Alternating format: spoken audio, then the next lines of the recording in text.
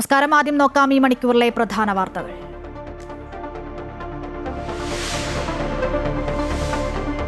IAS ഉദ്യോഗസ്ഥരായ B. അശോകും N. പ്രശാന്തും തിരികെ സർവീസിലേക്ക്. Suspension പിൻവലിച്ചു. ഉത്തരവ് ഉടൻ ഇറങ്ങും.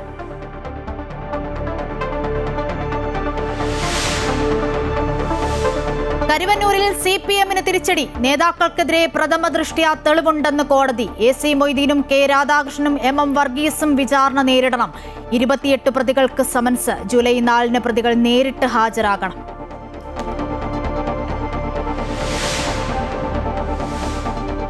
വിവാദ രക്ഷാപ്രവർത്തന കേസിൽ ഗൺമാന്മാരുടെ മുൻകൂർ ജാമ്യാപേക്ഷയിൽ വിധി ചൊവ്വാഴ്ച. ദൃശ്യങ്ങൾ 20-ലധികം തവണ കണ്ട് കോടതി. SITക്ക് കോടതിയുടെ വിമർശനം. അന്വേഷണ വിവരം എങ്ങനെ ചോരുന്നുവെന്നും വധശ്രമ വകുപ്പ് ചേർത്തതെന്തിനെന്നും കോടതി. മാസപ്പടി കേസിൽ മരവിപ്പിച്ച 242 അക്കൗണ്ടുകളിലെ 18 കോടി 36 ലക്ഷം രൂപ കണ്ടുകെട്ടാൻ ED. ചോദ്യം ചെയ്യലിന് മുൻപ് വീണയുടെ ബാങ്ക് ലോക്കർ പരിശോധിക്കും. കേന്ദ്ര വിദ്യാഭ്യാസ മന്ത്രി രാജിവെക്കണമെന്നാവശ്യപ്പെട്ട് ഡൽഹിയിൽ കോക്രോച്ച് ജനതാ പാർട്ടിയുടെ പ്രതിഷേധം. ഇത് നീണ്ട പോരാട്ടമെന്നും തങ്ങളെ തുടച്ചുമാറ്റാനാകില്ലെന്നും സ്ഥാപകൻ അഭിജിത്ത് ദീപ് കെ. മന്ത്രി രാജിവെച്ചില്ലെങ്കിൽ അടുത്ത ശനിയാഴ്ച വീണ്ടും പ്രതിഷേധം. പിന്തുണയുമായി ആനി രാജ സമരവേദിയിൽ.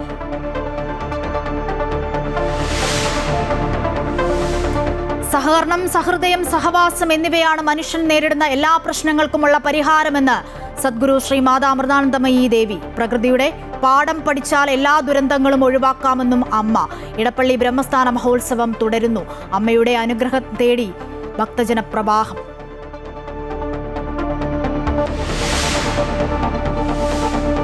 ഏഷ്യാ കപ്പിനും ഇംഗ്ലണ്ടിനും അയർലൻഡിനുമെതിരായ പരമ്പരയ്ക്കുള്ള ഇന്ത്യൻ T20 ടീമിനെ പ്രഖ്യാപിച്ചു. നായക സ്ഥാനത്ത് നിന്നും സൂര്യകുമാർ യാദവ് പുറത്ത്. ശ്രേയസ് അയ്യർ ക്യാപ്റ്റൻ, തിലക് വർമ്മ ഉപനായകൻ. യുവതാരം വൈഭവ് സൂര്യവംശിയും സഞ്ജുവും ടീമിൽ.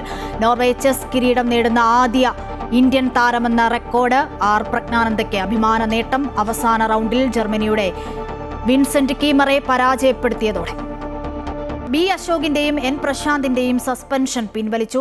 N. പ്രശാന്ത് 2 വർഷമായി സസ്പെൻഷനിലാണ്.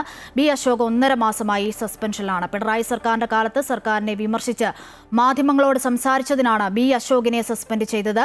ചീഫ് സെക്രട്ടറി ജയ തിലകിനെതിരെ സമൂഹ മാധ്യമങ്ങളുടെ അധിക്ഷേപ പരാമർശം നടത്തിയെന്നത് ചൂണ്ടിക്കാട്ടിയാണ് N. പ്രശാന്തിനെ സസ്പെൻഡ് ചെയ്തത്. സഹോദരി ഭർത്താവിനെ പേഴ്സണൽ സ്റ്റാഫിൽ ഉൾപ്പെടുത്തിയതിൽ മന്ത്രി സണ്ണി ജോസഫിന് KPCC നേതൃയോഗത്തിൽ വിമർശനം. കരുതലോടെ വേണമായിരുന്നു തീരുമാനമെന്നും വിവാദങ്ങൾക്ക് ഇടവരുത്തിയത് ശരിയായില്ലെന്നും നേതാക്കൾ യോഗത്തിൽ വിമർശിച്ചു. ബന്ധു നിയമനത്തിൽ പുനഃപരിശോധന വേണ്ടെന്ന് KPCC ഭാരവാഹി യോഗത്തിൽ തീരുമാനം. ബന്ധു നിയമന വിവാദം ദൗർഭാഗ്യകരമെന്ന് മന്ത്രി സണ്ണി ജോസഫ് പിന്നീട് പ്രതികരിച്ചു. ആപ്ലിക്കേഷൻ വാങ്ങി റാങ്ക് ലിസ്റ്റ് പ്രസിദ്ധീകരിച്ചത് നടത്തിയ നിയമനമല്ല. മന്ത്രിയുടെ പ്രവർത്തനം മികച്ച രീതിയിൽ നടത്താൻ കഴിയുന്ന ആളെയാണ് നിയമിച്ചത്. മാധ്യമങ്ങൾ മാത്രമാണ് ആരോപണം നടത്തിയത്. KT ജലീലും ശ്രീമതി ടീച്ചറും നടത്തിയ നിയമനം പോലെയല്ലെന്നും സണ്ണി ജോസഫ് പ്രതികരിച്ചു. അത് ദൗർഭാഗ്യകരമായ ഒരു വിവാദമാണ്. അത് എൻ്റെ ഒരു ബന്ധു എന്ന നിലയിലല്ല അതിൻ്റെ അടിസ്ഥാനം. പേഴ്സണൽ സ്റ്റാഫ് എന്ന് പറയുന്നത് അതിനെന്തെങ്കിലും പ്രത്യേകമായ യോഗ്യതാ മാനദണ്ഡമോ അയോഗ്യതാ മാനദണ്ഡമോ നിയമപരമായിട്ട് എവിടെയും രേഖപ്പെടുത്തിയിട്ടില്ല. ഒരു അപേക്ഷ സ്വീകരിച്ച് ആപ്ലിക്കേഷൻ കോൾ ഫോർ ചെയ്ത് ടെസ്റ്റും ഇന്റർവ്യൂ നടത്തി റാങ്ക് ലിസ്റ്റ് പ്രസിദ്ധീകരിച്ച് നടത്തുന്ന ഒരു നിയമനമല്ല ഇത്. കൺസേൺഡ് മിനിസ്റ്റർ അദ്ദേഹത്തിൻ്റെ ആലോചനയിൽ അദ്ദേഹത്തിന് സ്വീകാര്യമായ അദ്ദേഹത്തിൻ്റെ ഓഫീസ് പ്രവർത്തനത്തിന് സഹായിക്കുന്ന വ്യക്തിയാണ്. ഈ വ്യക്തി എൻ്റെ റിലേറ്റീവ് ആണെന്ന് ഞാൻ തന്നെയാണ് പറഞ്ഞത്. ആ റിലേറ്റീവ് എന്നുള്ളതാണോ കട? എനിക്ക് അനുജനുണ്ട്, വേറെ അനുജനുണ്ട്, വക്കീലായ അനുജനുണ്ട്. അവനെയല്ല വെച്ചത്. ഞാൻ വെച്ചത് 2 ടൈം പഞ്ചായത്ത് പ്രസിഡന്റ്, നിലവിൽ ജില്ലാ കോൺഗ്രസ് കമ്മിറ്റിയുടെ ജനറൽ സെക്രട്ടറി, ഇരിട്ടിയിലെ എല്ലാ പാർട്ടിക്കാരുമുള്ള ഇരിട്ടി മഹാത്മാഗാന്ധി പോസ്റ്റ് ഗ്രാജുവേഷനുള്ള കോളേജിൻ്റെ മാനേജ്മെൻറ്റ് കമ്മിറ്റിയുടെ സെക്രട്ടറി, എൻ്റെ ചീഫ് ഇലക്ഷൻ ഏജൻറ്റ്, ഇലക്ഷൻ്റെ കാര്യങ്ങൾ കൈകാര്യം ചെയ്ത് എൻ്റെ ചീഫ് ഏജൻ്റായിട്ട് പ്രവർത്തിച്ച നല്ല ക്യാരക്ടറുള്ള, നല്ല രാഷ്ട്രീയ പ്രവർത്തനത്തിലെ നല്ല ട്രാക്ക് റെക്കോർഡുള്ള, ഒരു വിവാദത്തിനും വഴിയൊടുക്കാത്ത കഴിവുള്ള, ബുദ്ധിയുള്ള, എനിക്ക് കൂടി സ്വീകാര്യതയുള്ള, വിശ്വാസമുള്ള ഒരാളാണ് ബെന്നി തോമസ്. അതുകൊണ്ടാണ് അദ്ദേഹത്തിന് കേന്ദ്ര വിദ്യാഭ്യാസ മന്ത്രിയുടെ രാജി ആവശ്യപ്പെട്ട് ഡൽഹിയിൽ ജന്തർ മന്ദറിൽ കോക്രോച്ച് ജനതാ പാർട്ടി നടത്തിയ പ്രതിഷേധം അവസാനിച്ചു. ധർമ്മേന്ദ്ര പ്രധാന്റെ രാജിക്കൊപ്പം മറ്റ് 5 ആവശ്യങ്ങളും CJP മുന്നോട്ട് വെച്ചിട്ടുണ്ട്. നീണ്ട പോരാട്ടത്തിന്റെ തുടക്കമാണിതെന്ന് CJP സ്ഥാപകൻ അഭിജിത്ത് ദീപ് കെ പറഞ്ഞു. അതേസമയം CJP യുവാക്കളെ വഴിതെറ്റിക്കുകയാണെന്ന് ആരോപിച്ച് പ്രതിഷേധിച്ചവരെ പോലീസ് ബലം പ്രയോഗിച്ച് അറസ്റ്റ് ചെയ്ത് നീക്കി.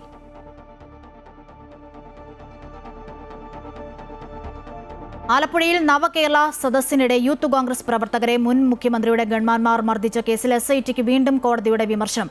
ഗൺമാന്മാരുടെ മുൻകൂർ ജാമ്യാപേക്ഷയിൽ കോടതി ചൊവ്വാഴ്ച വിധി പറയും. ആലപ്പുഴ ജില്ലാ സെഷൻസ് കോടതിയാണ് ജാമ്യ ഹർജിയിൽ 9-ന് വിധി പറയുന്നത്.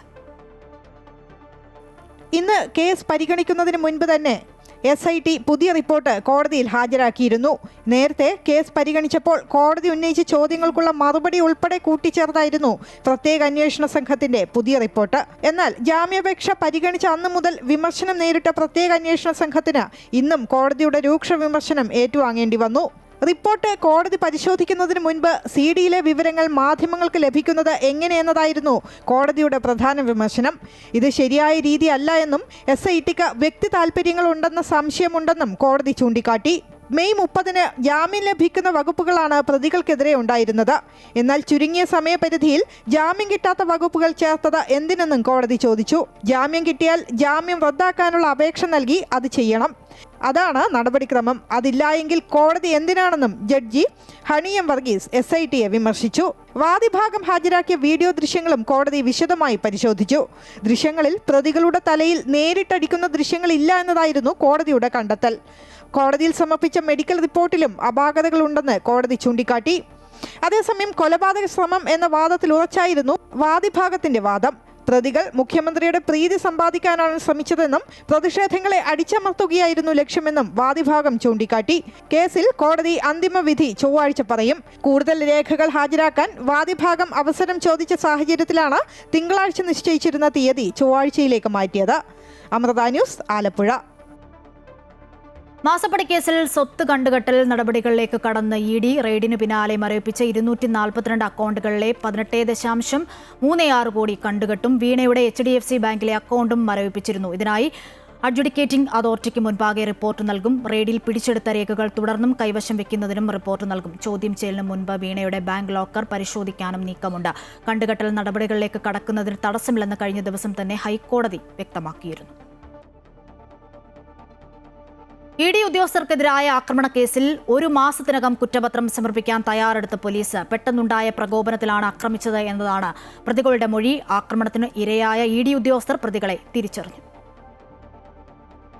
തിരുവനന്തപുരത്ത് പ്രതിപക്ഷ നേതാവ് പിണറായി വിജയന്റെ വീട്ടിൽ നടന്ന ED റെയ്ഡിനെ തുടർന്ന് CPM പ്രവർത്തകർ നടത്തിയ ആക്രമണ കേസിലാണ് തെളിവെടുപ്പിനിടയിൽ പ്രതികൾ ആക്രമണത്തെക്കുറിച്ച് വിവരിച്ചത്. സ്ഥലത്തെത്തിയത് ഏരിയ കമ്മിറ്റിയിൽ നിന്നും അറിയിപ്പ് ലഭിച്ചിട്ടാണെന്നും പ്രതിഷേധത്തിൽ പങ്കെടുക്കണമെന്നാണ് അറിയിപ്പ് ലഭിച്ചതെന്നും പ്രതികൾ പറഞ്ഞു. ആക്രമണം നടത്താൻ ആസൂത്രണം ഉണ്ടായിരുന്നില്ലെന്നും പ്രതികൾ മൊഴി നൽകിയിട്ടുണ്ട്. ആക്രമണത്തിനുപയോഗിച്ച വടികളും കല്ലും പോലീസ് കണ്ടെടുത്തു. അക്രമത്തിനിരയായ ED ഉദ്യോഗസ്ഥർ വീഡിയോ കോൺഫറൻസ് വഴി പ്രതികളെ തിരിച്ചറിഞ്ഞു. CRPF ഉദ്യോഗസ്ഥയും ബാങ്ക് ജീവനക്കാരും പ്രതികളെ നേരിട്ട് തിരിച്ചറിഞ്ഞിട്ടുണ്ട്. പ്രതികളുടെ ഫോൺ ഫോറൻസിക് പരിശോധനയ്ക്ക് അയച്ചിരിക്കുകയാണ്. നിംസ് ആശുപത്രിയുടെ CCTV ദൃശ്യങ്ങളും പ്രധാന തെളിവാണ്. 30 ദിവസത്തിനകം കുറ്റപത്രം സമർപ്പിക്കാനാണ് മ്യൂസിയം പോലീസ് തയ്യാറെടുക്കുന്നത്. പ്രതികളുടെ ഫോൺ ലൊക്കേഷൻ രേഖകളും പോലീസ് ശേഖരിച്ചു കഴിഞ്ഞു. വാഹനത്തിന്റെ നഷ്ടം 2,20,000 രൂപയാണെന്നാണ് കണക്കാക്കുന്നത്. പോലീസുകാരെ ആക്രമിച്ച കേസിൽ നിലവിൽ പിടിയിലായവരെയും പ്രതി ചേർക്കാനാണ് തീരുമാനം. CPM ലോക്കൽ സെക്രട്ടറി IP ബിനുവിനെ മറ്റൊരു അടിപിടി കേസിലും പോലീസ് അറസ്റ്റ് ചെയ്തു. ഇയാളെ പിടികിട്ടാപ്പുള്ളിയായി പ്രഖ്യാപിച്ചിരിക്കുകയായിരുന്നു. അമൃത ന്യൂസ്, തിരുവനന്തപുരം. തൃശൂർ കരുവന്നൂർ കള്ളപ്പണ കേസിൽ CPMന് തിരിച്ചടി. കേസിൽ പ്രതികൾക്കെതിരെ പ്രഥമദൃഷ്ട്യാ തെളിവുണ്ടെന്നും പ്രതികൾ നേരിട്ട് ഹാജരാകണമെന്നും എറണാകുളം PLMA കോടതി ഉത്തരവിട്ടു. CPM നേതാക്കളായ K Radhakrishnan, SC Moideen, MM Varghese അടക്കമുള്ള മുഴുവൻ പ്രതികൾക്കും കോടതി സമൻസ് അയച്ചു. അടുത്ത മാസം 4-ന് കോടതിയിൽ നേരിട്ട് ഹാജരാകണമെന്നാണ് നിർദ്ദേശം. കേസിൽ CPM തൃശൂർ മുൻ ജില്ലാ സെക്രട്ടറി MM വർഗീസ്, മുൻ മന്ത്രി SC Moideen, K Radhakrishnan MP എന്നിവർക്ക് പുറമെ CPMനെയും പ്രതി ചേർത്തിരുന്നു. കേസിൽ SC മൊയ്തീൻ 67-ാം പ്രതിയും CPIM 68-ാം പ്രതിയും MM വർഗീസ് 69-ാം പ്രതിയും K രാധാകൃഷ്ണൻ 70-ാം പ്രതിയുമാണ്. അതേസമയം പ്രതിയാക്കുന്നതിൽ എന്ത് ന്യായമാണുള്ളതെന്നും രാഷ്ട്രീയ പ്രേരിതമായ കേസാണിതെന്നും നിയമപരമായി നേരിടുമെന്നും SC മൊയ്തീൻ പറഞ്ഞു. നിയമപരമായ കാര്യങ്ങളിൽ നിയമ നടപടി സ്വീകരിക്കുക എന്നുള്ളതാണ് മാർഗം. ആ മാർഗത്തിലൂടെ ഞങ്ങൾ മുന്നോട്ട് പോകും. പാർട്ടിയെയും പാർട്ടി നേതൃത്വത്തെയും BJPയുടെ രാഷ്ട്രീയ ആവശ്യത്തിന് വേണ്ടി പ്രയോജനപ്പെടുത്തിയുണ്ടാക്കിയ കേസുകളിലൊന്നാണിത്. മറ്റു സ്വാഭാവികമായിട്ടും കരുവന്നൂർ കേസിലെ മറ്റ് പ്രശ്നങ്ങളിൽ ഡിപ്പാർട്ട്മെൻറ്റും പോലീസും മറ്റുള്ളവരൊക്കെ ആവശ്യമായ അന്വേഷണം നടത്തിയതാണ്, നടപടി സ്വീകരിച്ചതാണ്. രാഷ്ട്രീയ പാർട്ടിയെ കേസിൽ പ്രതിയാക്കുക എന്നത് ജനാധിപത്യത്തിന്റെ നിഷേധമാണെന്നും പരമോന്നത കോടതിയിൽ പോകേണ്ടി വന്നാൽ പോകുമെന്നും CPM തൃശൂർ ജില്ലാ സെക്രട്ടറി KV അബ്ദുൽ ഖാദർ പറഞ്ഞു. ഇതിനെ നിയമപരമായി തന്നെ ഞങ്ങൾ നേരിടും. നമ്മുടെ രാജ്യത്ത് നിരവധി കോടതികളുണ്ട്. നിയമപരമായി ലഭ്യമാകുന്ന എല്ലാ അവകാശങ്ങളും വിനിയോഗിച്ചുകൊണ്ട് രാഷ്ട്രീയ പ്രേരിതമായിട്ടുള്ള കേസിനെ നേരിടും. കരുവന്നൂർ കേസിൽ പ്രതികൾ തട്ടിപ്പിലൂടെ 180 കോടി രൂപ സമ്പാദിച്ചെന്നാണ് ED കുറ്റപത്രം. പാർട്ടിയുടേതുൾപ്പെടെ 128.82 കോടി രൂപയുടെ ആസ്തികൾ ED കണ്ടുകെട്ടിയിരുന്നു. അമൃത ന്യൂസ്, തൃശൂർ. MR അജിത് കുമാറിനെ ബെപ്കോ CMD പദവിയിൽ നിന്നും മാറ്റണമെന്നാവശ്യപ്പെട്ട എക്സൈസ് മന്ത്രി M. ലിജു വകുപ്പിന്റെ സുതാര്യത ഉറപ്പാക്കാൻ മറ്റൊരു ഉദ്യോഗസ്ഥനെ നിയമിക്കണമെന്ന് മുഖ്യമന്ത്രിയോടാണ് എക്സൈസ് മന്ത്രി ആവശ്യപ്പെട്ടിരിക്കുന്നത്. പദവിയിൽ നിന്നും മാറ്റുമെന്ന മുന്നറിയിപ്പുള്ളതിനാൽ നേരത്തെ തന്നെ ബെപ്കോയുടെ ദൈനംദിന കാര്യങ്ങൾ ഇടപെടാതെ മാറി നിൽക്കുകയാണ് MR അജിത് കുമാർ. എക്സൈസ് മന്ത്രിയായി M. ലിജു ചുമതലയേറ്റപ്പോൾ തന്നെ ബെപ്കോയുടെ CMD പദവിയിൽ നിന്ന് MR അജിത് കുമാറിനെ മാറ്റുമെന്ന് സൂചന നൽകിയിരുന്നു. MR അജിത് കുമാറിനെതിരെ ഉയർന്നിട്ടുള്ള ആരോപണങ്ങളും ഇപ്പോൾ ഗൺമാൻമാരുടെ മർദ്ദനത്തിൽ പ്രതികളെ രക്ഷിക്കാൻ ഇടപെടൽ നടത്തിയെന്ന മൊഴിയും നിലനിൽക്കുന്ന പശ്ചാത്തലത്തിൽ കടുത്ത അതൃപ്തിയിലാണ് എക്സൈസ് മന്ത്രി. വകുപ്പിന്റെ സുതാര്യത ഉറപ്പാക്കാൻ മറ്റൊരു ഉദ്യോഗസ്ഥനെ നിയമിക്കണമെന്ന് മുഖ്യമന്ത്രിയോടാണ് എക്സൈസ് മന്ത്രി ആവശ്യപ്പെട്ടിരിക്കുന്നത്. എന്നാൽ ബെപ്കോ CMD സ്ഥാനത്ത് നിന്ന് മാറ്റുമെന്ന മുന്നറിയിപ്പിന് പിന്നാലെ ദൈനംദിന പ്രവർത്തനങ്ങൾ ഇടപെടാതെ മാറി നിൽക്കുകയാണ് അജിത് കുമാർ. ജീവനക്കാരുടെ അടിസ്ഥാന ആവശ്യങ്ങൾക്ക് പോലും പരിഹാരം കാണുന്നില്ല എന്നും പരാതി ഉയരുകയാണ്. കഴിഞ്ഞ ദിവസം മന്ത്രി പങ്കെടുത്ത ബെപ്കോ ഉദ്യോഗസ്ഥരുടെ ഉന്നതതല യോഗത്തിലും അജിത് കുമാർ നിർദ്ദേശങ്ങളൊന്നും നൽകാതെ അകലം പാലിച്ചു. സർക്കാർ ബ്രാൻഡായ ജവാൻ റമ്മിന്റെ ഉൽപ്പാദനം നിർത്തേണ്ടി വരുമെന്ന പ്ലാന്റ് മാനേജറുടെ കത്തിലും CMD തുടർ നടപടി എടുത്തില്ല. എക്സൈസ് കമ്മീഷണർ സ്ഥാനത്തിനൊപ്പമായിരുന്നു MR അജിത് കുമാറിനെ ബെപ്കോയുടെ ചെയർമാനായും കഴിഞ്ഞ സർക്കാർ നിയമിച്ചത്. എന്നാൽ കേഡർ തസ്തികകളിൽ IAS ഉദ്യോഗസ്ഥരെ മാത്രമേ നിയമിക്കാവൂ എന്ന കേന്ദ്ര അഡ്മിനിസ്ട്രേറ്റീവ് ട്രിബ്യൂണലിന്റെ ഉത്തരവിനെ തുടർന്ന് കഴിഞ്ഞ മാർച്ചിലായിരുന്നു എക്സൈസ് കമ്മീഷണർ ചുമതലയിൽ നിന്ന് MR അജിത് കുമാറിനെ നീക്കിയത്. അമൃത ന്യൂസ്, തിരുവനന്തപുരം.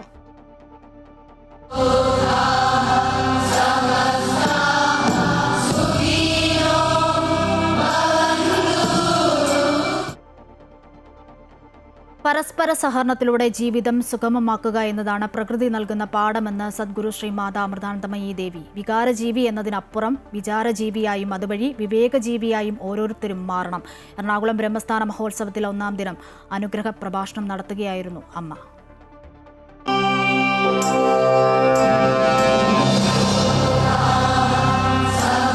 രാവിലെ അമ്മ എത്തുമ്പോഴേക്കും 40,000 ചതുരശ്ര അടി വിസ്തീർണമുള്ള സ്റ്റേജും പന്തലും നിറഞ്ഞിരുന്നു.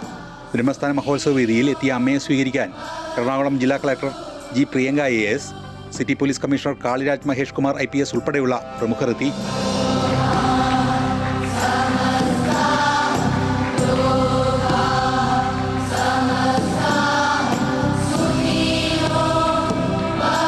പ്രശസ്ത സാഹിത്യകാരൻ C. രാധാകൃഷ്ണൻ അമൃതവർഷിണി 2026 സോവനീർ പ്രകാശനം അമ്മയിൽ നിന്ന് ഏറ്റുവാങ്ങി. തുടർന്ന് അമ്മയുടെ അനുഗ്രഹ പ്രഭാഷണം നടന്നു. സഹകരണം, സൗഹൃദം, സഹവാസം എന്നീ ചിന്തകൾ കൂടുതൽ ആവശ്യപ്പെടുന്ന കാലമാണിതെന്ന് അമ്മ പറഞ്ഞു. ജനനത്തിനും മരണത്തിനും മധ്യത്തിലുള്ള ജീവിതം എന്ന ഇടവേളയ്ക്ക് പ്രസക്തിയും പ്രാധാന്യവും കൈവരുന്നത് നല്ല കർമ്മങ്ങൾ ചെയ്യുമ്പോഴാണ്. പ്രകൃതിയോടും സഹജീവികളുടെ മനുഷ്യരോടും മറ്റ് ജീവജാലങ്ങളോടുള്ള നമ്മുടെ ധർമ്മം നിറവേറ്റുമ്പോഴാണ് നല്ല കർമ്മം എന്ന് പറയുന്നത്. സൃഷ്ടിയുടെ ആരംഭം മുതൽ തന്നെ പ്രകൃതി അല്ലെങ്കിൽ ഈശ്വരശക്തി പല നല്ല പാഠങ്ങളും പഠിപ്പിക്കാൻ തുടങ്ങുകയായിരുന്നു. അതെല്ലാം വേണ്ടവണ്ണം പഠിച്ചിരുന്നെങ്കിൽ ഇന്ന് നമ്മൾ നേരിടുന്ന പല പ്രശ്നങ്ങളും ഇല്ലാതാക്കാമായിരുന്നു.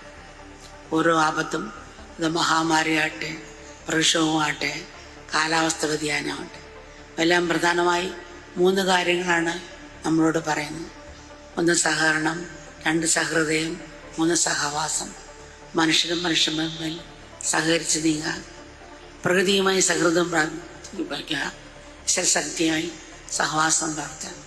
ഈ 3 കാര്യങ്ങൾ കുറേശ്ശെങ്കിലും പ്രാവർത്തികമാക്കില്ലെങ്കിൽ അത് ജീവിതത്തിലെ എല്ലാ മേഖലകളും ബാധിക്കുമെന്നുള്ളതാണ് സത്യം. സന്ധി സംഭാഷണങ്ങളുടെ കാര്യങ്ങൾ പരിഹരിക്കാൻ ശ്രമിക്കുന്നവരാണ് നമ്മൾ. അത്തരമൊരു സമീപനമാണ് നമ്മൾ പ്രകൃതിയോട് സ്വീകരിച്ചിരിക്കുന്നത്. ഭജന, ധ്യാനം എന്നിവയ്ക്ക് ശേഷം അമ്മ ഭക്തർക്ക് ദർശനം നൽകി.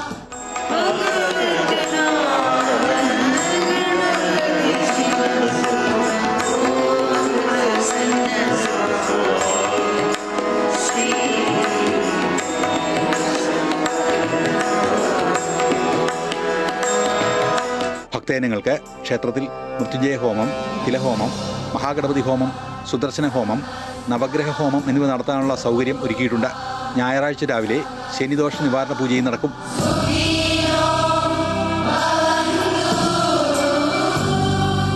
അമൃത ന്യൂസ്, കൊച്ചി. ഇടപ്പള്ളി ബ്രഹ്മസ്ഥാന ക്ഷേത്ര വാർഷിക മഹോത്സവം സദ്ഗുരു ശ്രീ മാതാമൃതാനന്ദമയി ദേവിയുടെ സാന്നിധ്യത്തിൽ പുരോഗമിക്കുകയാണ്. അമ്മയെ കാണുന്നതിനും അനുഗ്രഹം വാങ്ങുന്നതിനുമായി ആയിരങ്ങളാണ് ബ്രഹ്മസ്ഥാനത്തേക്ക് ഒഴുകിയെത്തുന്നത്. ഇന്നും നാളെയുമാണ് അമ്മ കൊച്ചിയിൽ ഉള്ളത്. കെ പ്രശാന്ത് ഉണ്ട്. പ്രശാന്ത്, ഇന്നും നാളെയുമാണ് അമ്മ കൊച്ചിയിൽ ഉള്ളത് എന്നുള്ളതാണ്. ആയിരങ്ങളാണ് ദർശന പുണ്യത്തിനായി എത്തുന്നത്.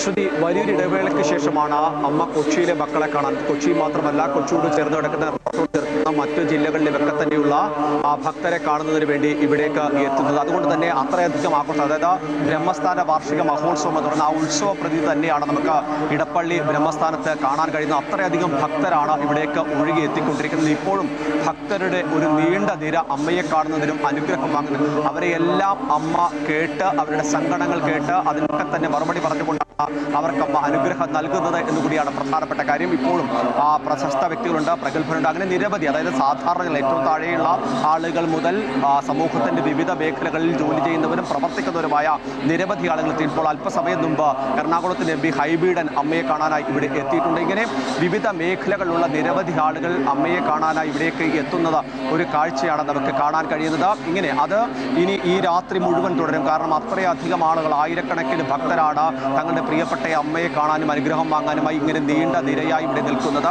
ആ ഒരു ക്രമീകരണങ്ങൾ, അതിനോടൊപ്പം തന്നെ മറ്റ് ക്രമീകരണങ്ങൾ, അവർക്ക് വരാൻ പറ്റുന്ന തരത്തിലുള്ള ക്രമീകരണങ്ങളെല്ലാം തന്നെ ചെയ്തിട്ടുണ്ട് എന്നുള്ളതാണ് എടുത്തു പറയേണ്ട മറ്റൊരു കാര്യം. ഇനി നാളെയും അമ്മ ഇവിടെ തന്നെയുണ്ട്. നാളെ ഇവിടെ ഭക്തർക്ക് ഇതുപോലെ തന്നെ, അതായത് സത്സംഗമുണ്ട്, അമ്മയുടെ ദർശനമുണ്ട്, അങ്ങനെ ഓരോ ചടങ്ങുകൾ ഇപ്പോൾ നടക്കുന്നത് അതേ രീതിയിൽ തന്നെ നാളെയും തുടരും.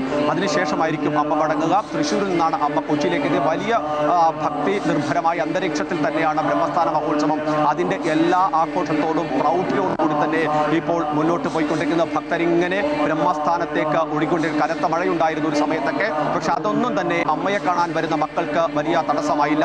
അവരതെല്ലാം അവഗണിച്ചുകൊണ്ട് ഇങ്ങനെ വരികയാണ്. അമ്മയെ കണ്ട് പ്രസാദമൊക്കെ സ്വീകരിച്ചവർ മടങ്ങുന്ന കാഴ്ച കാണാൻ തന്നെ വലിയ ഒരു ഇത് തന്നെയാണ്. അങ്ങനെ ഓരോ ഭക്തരും ഇങ്ങനെ വരുന്നൊരു കാഴ്ച തുടർന്നുകൊണ്ടേയിരിക്കുന്നു. ഇത് ഒരുപക്ഷെ പുലർച്ചെ വരെ നീളാവുന്ന ഒരു തരത്തിൽ തന്നെയാണ്. നാളെ വീണ്ടും അമ്മ ഇതേ രീതിയിൽ തന്നെ എത്തി ഭക്തരെ കണ്ട് അനുഗ്രഹം അമ്മയ്ക്ക് പറയാനുള്ള പ്രഭാഷണം വളർക്കൽ നടത്തും. ഏതായാലും എല്ലാ തരത്തിലുള്ള അനുഗ്രഹങ്ങൾ നൽകിയിട്ടുണ്ട്. അമ്മയുടെ ദർശനവും അതുപോലെ തന്നെ മറ്റ് പ്രാർത്ഥന, അതോടൊപ്പമുള്ള ചടങ്ങുകളെല്ലാം തന്നെ ബ്രഹ്മസ്ഥാനത്ത് പുരോഗമിക്കുകയാണ്.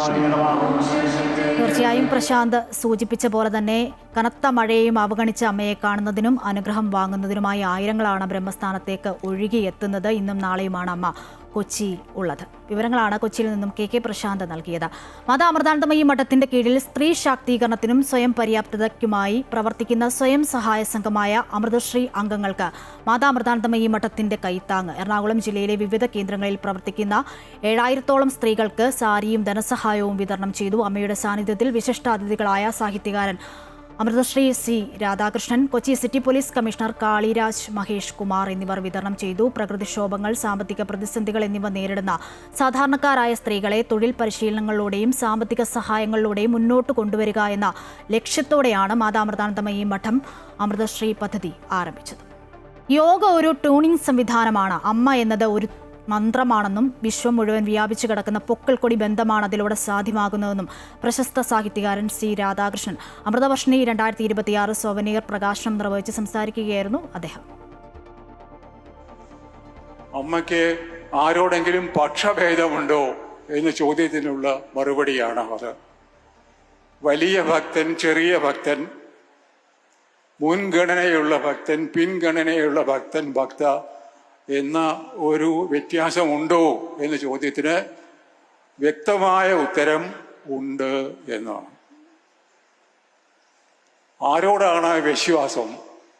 ആരോടാണ് കൂടുതൽ മമത അല്ലെങ്കിൽ അനുതാപം, ആരുടെ കാര്യത്തിലാണ് കൂടുതൽ ശ്രദ്ധ എന്ന് ചോദിച്ചാൽ കൂട്ടത്തിൽ ബുദ്ധിമുട്ടുന്ന ആളോട്, സങ്കടപ്പെടുന്ന ആളോട് ആണ് എന്നാണ് മറുപടി. സ്നേഹത്തിലേക്ക് തിരിച്ചുപോയ അനുഭവമാണ് അമ്മയെ കണ്ടപ്പോൾ ഉണ്ടായതെന്ന് സി രാധാകൃഷ്ണൻ അമൃത ന്യൂസിനോട് പറഞ്ഞു. അമ്മയുടെ അടുത്ത് വെറുതെ ഇരുന്നാൽ തന്നെ വല്ലാത്തൊരു അനുഭൂതിയാണ് ലഭിക്കുന്നത്. മറ്റെവിടെ പോയാലും ലഭിക്കാത്ത സന്തോഷമാണ് അമ്മയെ കാണുമ്പോൾ കിട്ടുന്നതെന്നും സി രാധാകൃഷ്ണൻ പറഞ്ഞു. സ്നേഹത്തിലേക്ക് തിരിച്ചുപോയ ഒരു അനുഭവമാണ് അമ്മയെ കാണുമ്പോൾ. അതാണ് അതിൻ്റെ സുഖം, സന്തോഷം എന്ന് പറയുന്നത്. അത്ര എളുപ്പം കിട്ടുന്ന ഒരു സംഗതിയല്ല. നമുക്ക് എവിടെ പോയാലും കിട്ടാത്തൊരു കാര്യമാണ്. കാശ് കൊടുത്താൽ വാങ്ങാൻ കിട്ടില്ല.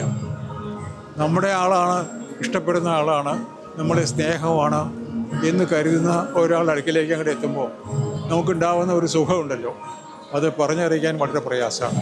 അനുഭവിച്ചാലേ അറിയാൻ പറ്റും. ഒന്നും തന്നിട്ടല്ല, എന്തെങ്കിലും എൻ്റെ സൗകര്യങ്ങൾ അന്വേഷിച്ചിട്ടല്ല, വലിയ നല്ല വാക്ക് പറഞ്ഞിട്ടല്ല, വെറുതെ അടുത്തിരുന്നാൽ കിട്ടുന്ന ഒരു സുഖം, അത് വല്ലാത്തൊരു അനുഭവമാണ് അമ്മയുടെ കാര്യത്തിൽ.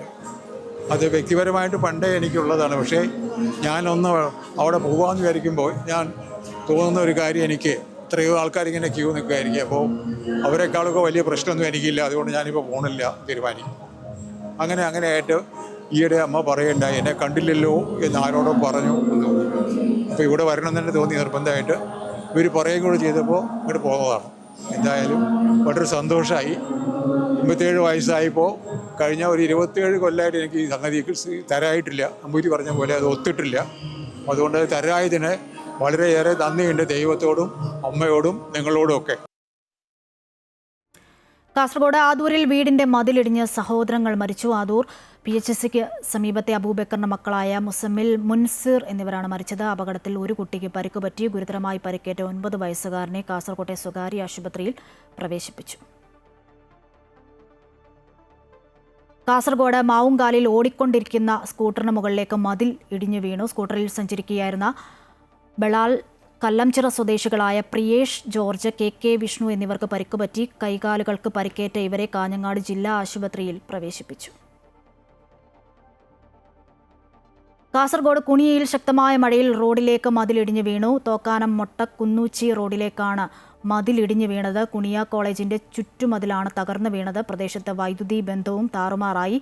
മതിലിടിഞ്ഞതിനെ തുടർന്ന് മണിക്കൂറുകളോളം ഗതാഗതം തടസ്സപ്പെട്ടു. തൃശൂർ മണലൂരിൽ വീടിന് മുകളിൽ മരം വീണ യുവാവിന് ദാരുണാന്ത്യം. മണലൂർ സ്വദേശി വിഷ്ണുവാണ് മരിച്ചത്. ഇന്ന് രാവിലെ 6 മണിയോടെയായിരുന്നു സംഭവം. ഇവർ താമസിക്കുന്ന ഓടിട്ട വീടിന് മുകളിലേക്ക് മരം ചാഞ്ഞു നിൽക്കുന്നത് ഇന്നലെ ശ്രദ്ധയിൽപ്പെട്ടിരുന്നു. തുടർന്ന് വിഷ്ണുവിന്റെ അമ്മ വള്ളിയമ്മയെ സമീപത്തെ വീട്ടിലേക്ക് ഇന്നലെ തന്നെ മാറ്റി. വിഷ്ണു ഈ വീട്ടിൽ തന്നെ താമസിക്കുകയായിരുന്നു. ഇന്ന് രാവിലെ കനത്ത മഴയിലാണ് മരം വിഷ്ണു കിടക്കുന്ന മുറിയുടെ മുകളിൽ വീണത്. പോലീസും ഫയർഫോഴ്സും എത്തി മരം മുറിച്ചു മാറ്റിയാണ് വിഷ്ണുവിനെ പുറത്തെടുത്തത്. ആശുപത്രിയിൽ എത്തിച്ചുവെങ്കിലും മരണം സംഭവിച്ചു. ശക്തമായ മഴയിൽ പാലക്കാട് വല്ലപ്പുഴ പ്രാഥമിക ആരോഗ്യ കേന്ദ്രത്തിന്റെ ചുറ്റുമതിൽ ഇടിഞ്ഞു വീണു. ഇന്ന് രാവിലെയാണ് സംഭവം. 12 അടിയോളം ഉയരമുള്ള ചുറ്റുമതിലിന്റെ ഒരു ഭാഗമാണ് സമീപത്തെ റോഡിലേക്ക് ഇടിഞ്ഞു വീണത്. ഈ സമയം റോഡിൽ വാഹനങ്ങളോ കാൽനട യാത്രക്കാരോ ഇല്ലാതിരുന്നതിനാൽ വലിയ അപകടം ഒഴിവായി. 40 വർഷത്തോളം പഴക്കമുള്ള ചുറ്റുമതിൽ പല തവണയായി അറ്റകുറ്റപ്പണികൾ നടത്തിയിരുന്നുവെങ്കിലും ബലക്ഷയം നേരിടുന്നുണ്ട്. റോഡിലേക്ക് തകർന്നു വീണ മതിലിന്റെ ഭാഗങ്ങൾ മണ്ണുമാന്തി യന്ത്രം ഉപയോഗിച്ചാണ് നീക്കം ചെയ്തത്. ഗതാഗതം പുനഃസ്ഥാപിച്ചു. പേരാമ്പ്ര പാലേരി തോട്ടത്താങ്കണ്ടി പുഴയിൽ അമ്മയും കുഞ്ഞും ഒഴുക്കിൽപ്പെട്ടു. അമ്മ മരിച്ചു. ഒഴുക്കിൽപ്പെട്ട കുഞ്ഞിനായി തിരച്ചിൽ തുടരുന്നു. അന്തിക്കുന്നുമ്മൽ തോട്ടത്തിൽ കണ്ടി രമ്യ സുധീഷാണ് മരിച്ചത്. കുഞ്ഞ് ഒഴുക്കിൽപ്പെട്ടത് കണ്ട് പുഴയിൽ ചാടുകയായിരുന്നു രമ്യ. തിരച്ചിൽ തുടരുന്നു. ധവളപത്രത്തെ അടിസ്ഥാനമാക്കി കേരള വാട്ടർ അതോറിറ്റിയെ സർക്കാർ സ്വകാര്യവൽക്കരിക്കാൻ തീരുമാനിച്ചാൽ ശക്തമായ സമരത്തിലേക്ക് കടക്കുമെന്ന് Kerala water authority employees union സംസ്ഥാന സമ്മേളനം. ജീവനക്കാരുടെ മനോവീര്യം തകർക്കുന്നതാണ് ധവളപത്രത്തിലെ റിപ്പോർട്ടെന്ന് കാസർഗോഡ് നടക്കുന്ന സമ്മേളനം വിമർശിക്കുന്നു. ധവളപത്രത്തിന്റെ മറവിൽ കുടിവെള്ള വിതരണ മേഖലയെ സ്വകാര്യവൽക്കരിക്കാനുള്ള നീക്കങ്ങളാണ് സർക്കാർ നടത്തുന്നതെന്നും വാട്ടർ അതോറിറ്റിയെ കുറിച്ചുള്ള പരാമർശങ്ങളും നിർദ്ദേശങ്ങളും തൊഴിലാളി വിരുദ്ധവും ജീവനക്കാരുടെ മനോവീര്യം തകർക്കുന്നതെന്നും കാസർഗോഡ് നടന്ന Kerala water authority employees union CITU സംസ്ഥാന സമ്മേളനം കുറ്റപ്പെടുത്തി. ജനങ്ങൾക്ക് കുടിവെള്ളം എത്തിക്കുക എന്ന കർത്തവ്യത്തിൽ നിന്നും സാമ്പത്തിക റിപ്പോർട്ടിന്റെ മറവിലൂടെ പിൻവാങ്ങാനാണ് UDF സർക്കാർ ശ്രമിക്കുന്നത്? സ്വകാര്യവൽക്കരണത്തിലേക്ക് നീങ്ങിയാൽ ശക്തമായ സമരപ്രക്ഷോഭങ്ങൾ നേരിടേണ്ടി വരുമെന്ന് യൂണിയൻ നേതാക്കൾ പറഞ്ഞു. കേരളത്തെ സംബന്ധിച്ച് കുടിവെള്ള വിതരണം ഇന്ത്യ രാജ്യത്തെ മറ്റുള്ള സംസ്ഥാനങ്ങളെ അപേക്ഷിച്ചുകൊണ്ട് ഒരു സംസ്ഥാനം മുഴുവൻ വിതരണം ചെയ്യുന്ന സ്ഥാപനമാണ് കേരള വാട്ടർ അതോറിറ്റി. ആ വാട്ടർ അതോറിറ്റിയെ ധവളപത്രത്തിലൂടെ നഷ്ടമാണ് എന്ന് പറഞ്ഞുകൊണ്ട് സ്വകാര്യവൽക്കരിക്കുന്നതിന് വേണ്ടിയിട്ട് തീരുമാനമെടുത്താൽ ഞാൻ നേരത്തെ സൂചിപ്പിച്ചതുപോലെ തന്നെ സമരങ്ങളല്ലാതെ ഞങ്ങളുടെ മുന്നിൽ വഴിയില്ല. ഈ രാജ്യത്തെ, ഈ സംസ്ഥാനത്തെ ജനങ്ങളുടെ കുടിവെള്ള വിതരണം, കുടിവെള്ളത്തിൻ്റെ അത് ജന്മാവകാശമായിട്ടുള്ള കുടിവെള്ളം സംരക്ഷിക്കുന്നതിന് വേണ്ടിയിട്ടുള്ള ഏതറ്റം വരെയുള്ള സമരത്തിന് ഈ സംഘടന ഏറ്റെടുക്കുമെന്നുള്ളതിൽ യാതൊരു സംശയമില്ല. ജീവനക്കാരുടെ ശമ്പള പരിഷ്കരണം 10 വർഷത്തിൽ ഒരിക്കലാക്കണമെന്ന നിർദ്ദേശങ്ങൾ തള്ളിക്കളയണമെന്നും സമ്മേളനം പ്രമേയത്തിലൂടെ ആവശ്യപ്പെട്ടു. 3 ദിവസം നീണ്ട സംസ്ഥാന സമ്മേളനത്തിൽ 396 പ്രതിനിധികൾ പങ്കെടുത്തു. അമൃത ന്യൂസ്, കാസർഗോഡ്. കാഫിർ സ്ക്രീൻഷോട്ട് കേസിൽ ഡിവൈഎഫ്ഐ നേതാവിനെ SIT ചോദ്യം ചെയ്തു. തിരുവള്ളൂർ സ്വദേശിയും ഡിവൈഎഫ്ഐ ബ്ലോക്ക് കമ്മിറ്റി അംഗവുമായ ജിതിൻ ഭാസ്കറിന്റെ മൊഴിയാണ് SIT രേഖപ്പെടുത്തിയത്. റിബേഷ് രാമകൃഷ്ണന് കാഫിർ സ്ക്രീൻഷോട്ട് ലഭിച്ചത് ജിതിനിൽ നിന്നുമാണെന്നാണ് സൂചന. ജിതിൻ ഭാസ്കറിന്റെ ഫോൺ കസ്റ്റഡിയിലെടുത്ത് ഫോറൻസിക് പരിശോധനയ്ക്ക് അയക്കും. വടകര ലോക്സഭാ മണ്ഡലത്തിലെ കാഫിർ സ്ക്രീൻഷോട്ട് കേസിൽ നിലവിലെ അന്വേഷണത്തിൽ തൃപ്തികരമാണെന്ന് CPM കോഴിക്കോട് ജില്ലാ സെക്രട്ടറി M മെഹബൂബ്. SIT അന്വേഷണം സ്വാഭാവികമെന്നും രാഷ്ട്രീയ പകപോക്കലിന്റെ ഭാഗമാണ് കാഫിർ സ്ക്രീൻഷോട്ട് വിവാദമെന്നും CPM കോഴിക്കോട് ജില്ലാ സെക്രട്ടറി M മെഹബൂബ് പറയുന്നു. വോളിബോൾ ചാമ്പ്യൻഷിപ്പ് വിവാദങ്ങളിൽ പ്രതികരിച്ച് CPM കോഴിക്കോട് ജില്ലാ സെക്രട്ടറി M മെഹബൂബ് പരാതിയിൽ കഴമ്പില്ലെന്നും ചാമ്പ്യൻഷിപ്പിന്റെ സ്വാഗത സംഘം ചെയർമാനായിരുന്നു താനെന്നും മെഹബൂബ് പറഞ്ഞു. സാമ്പത്തിക ഇടപാടുകളിൽ തനിക്ക് പങ്കില്ല. സാമ്പത്തിക ക്രമക്കേടുകൾ നടന്നിട്ടുണ്ടെങ്കിൽ അന്വേഷണം നടക്കണം. അഖിലേന്ത്യാ സീനിയർ വോളിബോൾ ചാമ്പ്യൻഷിപ്പുമായി ബന്ധപ്പെട്ട് നടക്കാവ് പോലീസിൽ രജിസ്റ്റർ ചെയ്ത കേസിൽ മെഹബൂബിനെ 3-ാം പ്രതിയായി FIR രജിസ്റ്റർ ചെയ്തിരുന്നു. ഇതിന് പിന്നാലെയായിരുന്നു CPM ജില്ലാ സെക്രട്ടറിയുടെ പ്രതികരണം. നെല്ല് സംഭരണവുമായി ബന്ധപ്പെട്ട എല്ലാ പ്രശ്നങ്ങളും പരിഹരിച്ചുവെന്ന് കൃഷിമന്ത്രി T സിദ്ദിഖ്. മഴയ്ക്ക് മുൻപ് തന്നെ പൂർണ്ണമായും നെല്ല് സംഭരിക്കാൻ തീരുമാനമെടുത്തിരുന്നു. ഇനി വളരെ പരിമിതമായ നെല്ല് മാത്രമാണ് ഉള്ളത്. PRS ഇഷ്യൂ ചെയ്യുന്നതിനുള്ള കാലതാമസം ഒഴിവാക്കാൻ തീരുമാനിച്ചു. ബാങ്കുകളുമായി ബന്ധപ്പെട്ട കരാർ പുതുക്കിയിട്ടുണ്ടെന്നും മന്ത്രി കോഴിക്കോട് പറഞ്ഞു.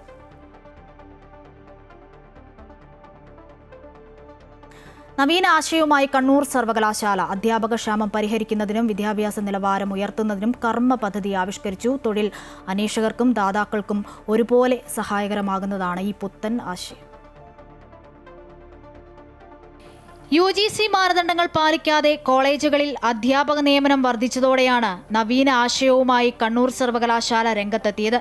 യോഗ്യതയുള്ളവരുടെ വിശദാംശങ്ങൾ ശേഖരിക്കാൻ അധ്യാപക ബാങ്കിന് രൂപം നൽകി. നെറ്റ് സ്കോളർ രജിസ്ട്രേഷൻ പോർട്ട് എന്ന പേരിട്ടിരിക്കുന്ന പോർട്ടൽ കഴിഞ്ഞ ദിവസം മുതൽ പ്രവർത്തനം ആരംഭിച്ചു. ഈ ഡാറ്റാബേസ് പ്രധാനമായിട്ടും നമ്മൾ കളക്ട് ചെയ്യുന്നത് നമ്മൾ വെബ്സൈറ്റിൽ ഒരു പോർട്ടൽ പോലെ ഓപ്പൺ ചെയ്തിട്ടുണ്ട്. അപ്പോൾ ഒരു കുട്ടിക്ക് നെറ്റ് പാസ്സായ ഒരു കുട്ടിക്ക് ഇതിൽ ലോഗിൻ ചെയ്യാം. ലോഗിൻ ചെയ്ത് കഴിഞ്ഞാൽ യൂസർ നെയിമും പാസ്വേഡും വെച്ച് ലോഗിൻ ചെയ്ത് കഴിഞ്ഞാൽ നെറ്റ് പാസ്സായതിൻ്റെ ഡീറ്റെയിൽസ് കൊടുക്കുക. നെറ്റ് ഓർ PhD ഉള്ള ആൾക്കാരാണ് അതിൻ്റെ ഡീറ്റെയിൽസ് കൊടുക്കുക. അവരുടെ PG സബ്ജക്റ്റ് കൊടുക്കുക. പിന്നെ അവരുടെ ഒരു ബേസിക് ഡാറ്റ ഇൻഫർമേഷൻ. ആ ബേസിക് ഡാറ്റ ഇൻഫർമേഷൻ എന്ന് പറഞ്ഞു കഴിഞ്ഞാൽ നാളെ ഈ കുട്ടിയെ കോൺടാക്റ്റ് ചെയ്യാൻ വേണ്ടിയുള്ള ഡീറ്റെയിൽസ് മാത്രമാണ് നമ്മൾ എടുക്കുക. അതായത് കുട്ടിയുടെ address, email ID, phone number. അപ്പോൾ ഇത് കിട്ടുന്നതോടുകൂടി നമുക്ക് ഈ സർവകലാശാല മേഖലയിൽ മാത്രമല്ല, കേരളത്തിനുള്ളിൽ മാത്രമല്ല, കേരളത്തിന് പുറത്തുള്ള ആൾക്കാർക്ക് പോലും നെറ്റ് ക്വാളിഫൈഡ് ആൾക്കാർക്ക് ഈ മേഖലയിൽ തൊഴിൽ ആഗ്രഹിക്കുന്ന ആൾക്കാർക്ക് ഈ പോർട്ടൽ രജിസ്റ്റർ ചെയ്യാം. അപ്പോൾ സ്വാഭാവികമായിട്ടും നമുക്കൊരു 1-2 മാസം കൊണ്ട് നമ്മളിതൊരു വലിയ ഡാറ്റാബേസ് ആയിട്ട് മാറും. സർവകലാശാലയ്ക്ക് കീഴിലുണ്ടാകുന്ന അധ്യാപക അവസരങ്ങൾ ഉദ്യോഗാർത്ഥികളെ അറിയിക്കാനും അധ്യാപകരെ ആവശ്യമുള്ള കോളേജുകൾക്ക് യോഗ്യതയുള്ള ഉദ്യോഗാർത്ഥികളുടെ വിവരങ്ങൾ ലഭ്യമാക്കുകയാണ് പോർട്ടിന്റെ ലക്ഷ്യം. കൂടാതെ അധ്യാപനത്തിന്റെ ഗുണമേന്മയും വിദ്യാർത്ഥികൾക്ക് മികച്ച വിദ്യാഭ്യാസം ഉറപ്പുവരുത്തുകയുമാണ് ലക്ഷ്യം. കണ്ണൂർ സർവകലാശാല വൈസ് ചാൻസലർ ഡോക്ടർ KK സാജുവിന്റെ നേതൃത്വത്തിൽ IT വിഭാഗമാണ് പോർട്ടൽ തയ്യാറാക്കിയത്. അധ്യാപക ബാങ്കിൽ ഇന്ത്യയിലുള്ള ആർക്കും രജിസ്റ്റർ ചെയ്യാം. കേരളത്തിൽ ആദ്യമായാണ് ഒരു സർവകലാശാലയിൽ അധ്യാപക ബാങ്ക് ആശയം നടപ്പിലാക്കുന്നത്. അമൃത ന്യൂസ്, കണ്ണൂർ. കോഴിക്കോട് നഗരത്തിൽ ഓടയിൽ വീണ ആളെ രക്ഷപ്പെടുത്തി. പുഷ്പ ജംഗ്ഷന് സമീപത്തെ ഓടയിൽ നിന്നും സ്ലാബ് പൊളിച്ചാണ് ഫയർഫോഴ്സ് രക്ഷപ്പെടുത്തിയത്. ഇതര സംസ്ഥാന തൊഴിലാളിയാണ് വീണതെന്ന് പോലീസ് അറിയിച്ചു. ഇയാളെ ബീച്ച് ആശുപത്രിയിലേക്ക് മാറ്റി. വയനാട് ബാവലിയിൽ മെത്താഫെറ്റാമിനുമായി 2 പേർ പിടിയിൽ. മാനന്തവാടി എക്സൈസ് സംഘം നടത്തിയ പരിശോധനയിലാണ് 4 0.248 ഗ്രാം മെത്താഫെറ്റാമിൻ പിടികൂടിയത്. കർണാടക സ്വദേശികളായ അനിൽകുമാർ, മേഘന, GK ബിനു എന്നിവരാണ് പിടിയിലായത്. ഇവർ സഞ്ചരിച്ച കർണാടക രജിസ്ട്രേഷൻ കാറും പിടിച്ചെടുത്തു. അമ്പലപ്പുഴ വളഞ്ഞവഴി SN കവല ദേശീയപാതയിൽ ഓവർ ബ്രിഡ്ജോ പില്ലർ എലിവേറ്റഡ് ഹൈവേയോ നിർമ്മിക്കണമെന്നാവശ്യപ്പെട്ട് അമ്പലപ്പുഴ MLA G സുധാകരൻ ജനകീയ സമരസമിതി പ്രവർത്തകർക്ക് നിവേദനം നൽകി. ആലപ്പുഴ MP KC വേണുഗോപാലുമായി ആലോചിച്ച് കേന്ദ്ര ഉപരിതല ഗതാഗത വകുപ്പ് മന്ത്രി നിതിൻ ഗഡ്കരിയുമായി കൂടിക്കാഴ്ച നടത്തുമെന്നും G സുധാകരൻ പറഞ്ഞു. സുധാകരന്റെ പറവൂരിലെ വീട്ടിലെത്തിയാണ് പ്രവർത്തകർ നിവേദനം കൈമാറിയത്. ഇസ്രായേൽ നിരീക്ഷണത്തിൽ ആശങ്ക പ്രകടിപ്പിച്ച അമേരിക്കയുടെ പ്രതിരോധ ആസ്ഥാനമായ പെന്റഗൺ രംഗത്ത്. മുതിർന്ന അമേരിക്കൻ ഉദ്യോഗസ്ഥരെ ഇസ്രായേൽ രഹസ്യമായി നിരീക്ഷിക്കുന്നുവെന്നും പെന്റഗൺ അഭിപ്രായപ്പെട്ടു. ഇറാൻ വിഷയത്തിൽ പ്രസിഡന്റ് ഡൊണാൾഡ് ട്രംപും ഇസ്രായേൽ പ്രധാനമന്ത്രി ബെഞ്ചമിൻ നെതന്യാഹുവും തമ്മിലുള്ള ഭിന്നത രൂക്ഷമായ സാഹചര്യത്തിലാണ് പുതിയ റിപ്പോർട്ടുകൾ പുറത്തുവരുന്നത്. ഇസ്രായേലി രഹസ്യാന്വേഷണ ഏജൻസികൾ വിവരങ്ങൾ ശേഖരിക്കുന്നതിൽ വളരെയധികം അക്രമോത്സുക സ്വഭാവം കാണിക്കുന്നുവെന്നാണ് മുതിർന്ന അമേരിക്കൻ ഉദ്യോഗസ്ഥർ വിലയിരുത്തുന്നത്. ഇസ്രായേൽ സന്ദർശിക്കുന്ന അമേരിക്കൻ ഉദ്യോഗസ്ഥരോട് ഇപ്പോൾ അതീവ ജാഗ്രത പാലിക്കണമെന്ന നിർദ്ദേശം നൽകിയിട്ടുണ്ട്. അതേസമയം ഈ ആരോപണങ്ങളെല്ലാം ഇസ്രായേൽ പൂർണ്ണമായും തള്ളിക്കളഞ്ഞു. അമേരിക്കൻ ഉദ്യോഗസ്ഥരെ നിരീക്ഷിച്ചു എന്നത് തികച്ചും വ്യാജമായ കാര്യമാണെന്ന് വാഷിംഗ്ടണിലെ ഇസ്രായേൽ എംബസി വക്താവ് അറിയിച്ചു.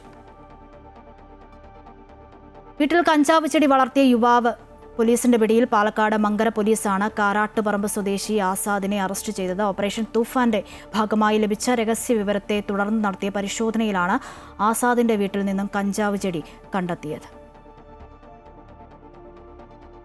ലോട്ടറി വിൽപ്പനക്കാരനെ ബിയർ കുപ്പികൊണ്ട് ആക്രമിച്ച് കവർച്ച ചെയ്ത പ്രതി അറസ്റ്റിൽ. ലോട്ടറി വിൽപ്പനക്കാരനായ തമിഴ്നാട് സ്വദേശി കണ്ണനെ തലക്കടിച്ച് പരിക്കേൽപ്പിച്ച് മൊബൈൽ ഫോണും പണവും കവർന്ന കേസിലാണ് പ്രതി പിടിയിലാകുന്നത്. മെയ് 31 വൈകിട്ട് പാലക്കാട് വടക്കമുറി TKV നഗറിന് സമീപത്ത് വെച്ചായിരുന്നു ആക്രമണം. കൽമണ്ഡപം വടക്കുമുറി സ്വദേശി മുഹമ്മദ് അജ്മലാണ് കസബ പോലീസിന്റെ പിടിയിലായത്. ഇംഗ്ലണ്ട് അയർലൻഡ് ടീമുകൾക്കെതിരായ T20 പരമ്പരയ്ക്കുള്ള ഇന്ത്യൻ ടീമിനെ പ്രഖ്യാപിച്ചു. ശ്രേയസ് അയ്യരാണ് നായകൻ. നേരത്തെ തന്നെ സൂര്യകുമാർ യാദവിനെ T20 നായക സ്ഥാനത്ത് നിന്ന് നീക്കി ശ്രേയസ് അയ്യരെ നായകനാക്കുമെന്ന് റിപ്പോർട്ടുകളുണ്ടായിരുന്നു. IPL-ൽ പഞ്ചാബ് കിങ്സിന്റെ നായകനായ ശ്രേയസ് ഏറെക്കാലമായി ഇന്ത്യയുടെ T20 ടീമിന് പുറത്താണ്. ഇപ്പോൾ നായകനായി തകർപ്പൻ തിരിച്ചുവരവാണ് ശ്രേയസ് നടത്തിയിരിക്കുന്നത്. തിലക് വർമ്മയാണ് വൈസ് ക്യാപ്റ്റൻ.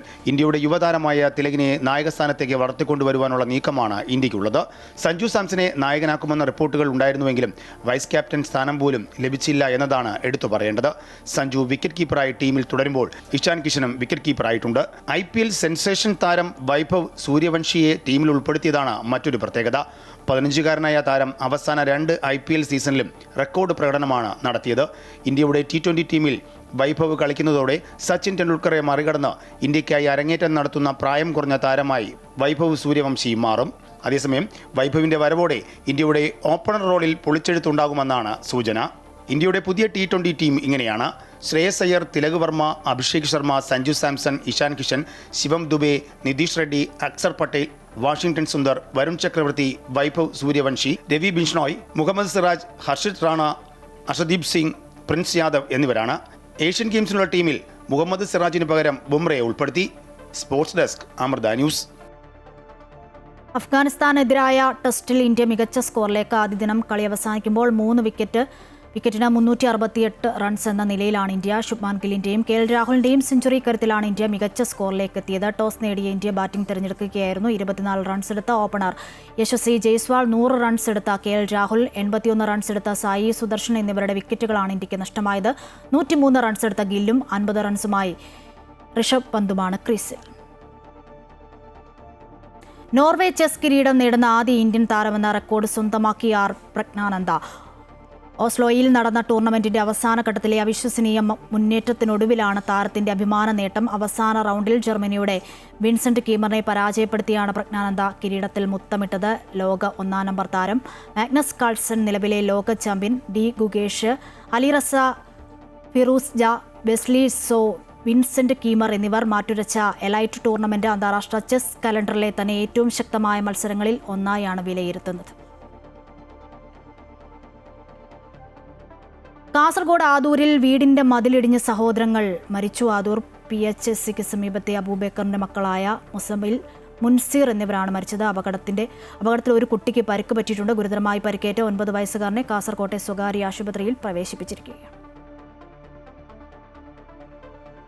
വിവരങ്ങളുമായി കാസർഗോഡ് നിന്നും അനൂപ് ചേരുന്നുണ്ട്. അനൂപ്, എന്താണ് സംഭവിച്ചത്? 2 കുഞ്ഞുങ്ങളാണ് മരണപ്പെട്ടത്. ഒരാളുടെ നില ഗുരുതരമായി തുടരുന്നു എന്നതാണ് മനസ്സിലാക്കാൻ കഴിയുന്നത്. മറ്റു വിവരങ്ങൾ എങ്ങനെ?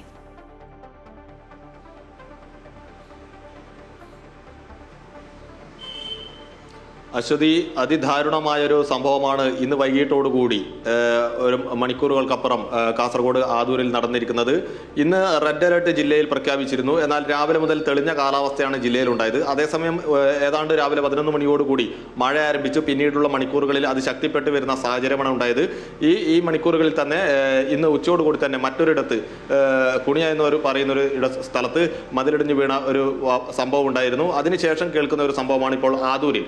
ജില്ലയുടെ മലയോര പ്രദേശം കൂടിയാണ് ആദൂർ, കിഴക്കൻ ഭാഗമാണ്. ആദൂരിലാണ് ഈ ഒരു ദാരുണമായ സംഭവം ഉണ്ടായത്.